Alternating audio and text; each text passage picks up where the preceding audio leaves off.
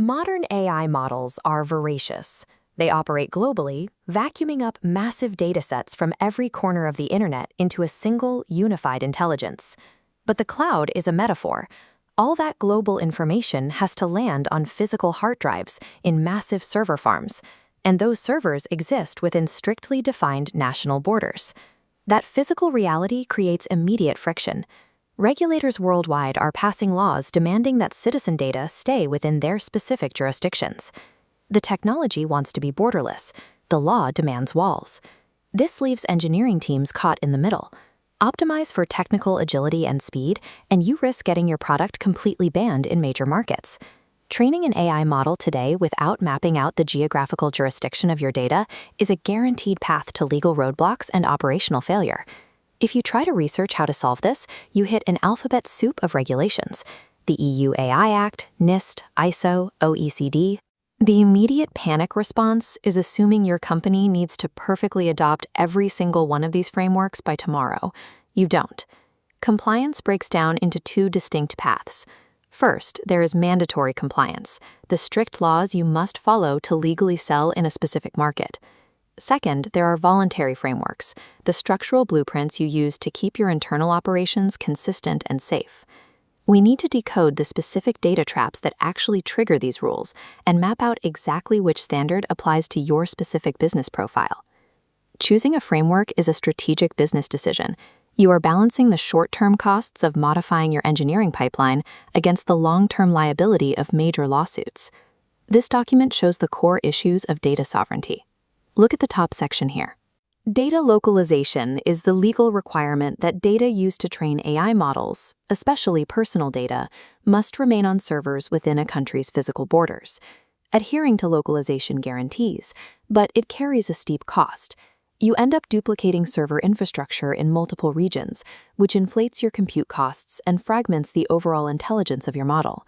The alternative to local servers introduces its own hazard: cross-border data transfers. Sending processing tasks to an international region, where compute is cheaper or talent is more concentrated, means that data leaves its protective jurisdiction. Doing that without strict legal safeguards breaks local privacy laws. For modern AI development, managing exactly where data physically lives has become just as resource-intensive as figuring out how your AI actually learns. This creates a documented legal phenomenon known as a conflict of laws. A prime example is navigating Europe's GDPR, specifically the right to be forgotten, against the permanent nature of AI. When a model learns from a dataset, it does not store files in an isolated folder. The information is melted down and transformed into mathematical training weights, permanently baking that data into the system's logic.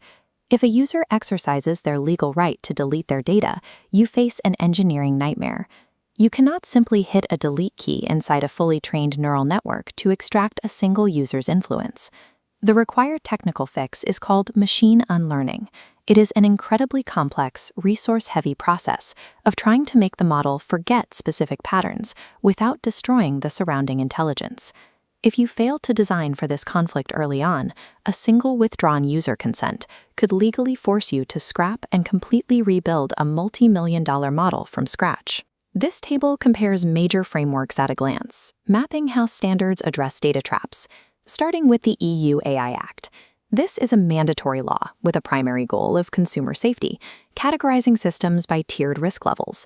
The trade-off is clear. You take on immense administrative overhead to document high-risk systems, but maintain legal access to the European market.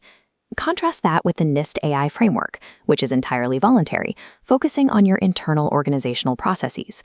Adopting NIST won't give you a legal certificate, but it provides a flexible playbook to structure your engineering culture and future-proof your product. Then there is ISO 42001.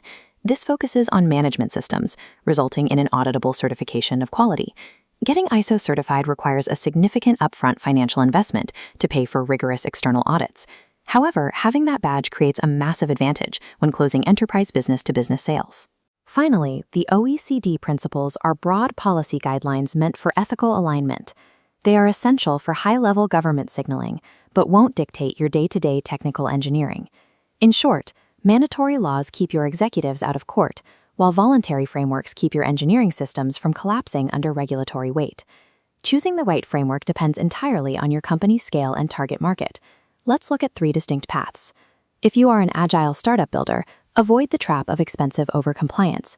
You do not need to burn your limited runway on formal audits right out of the gate. Instead, adopt the NIST framework.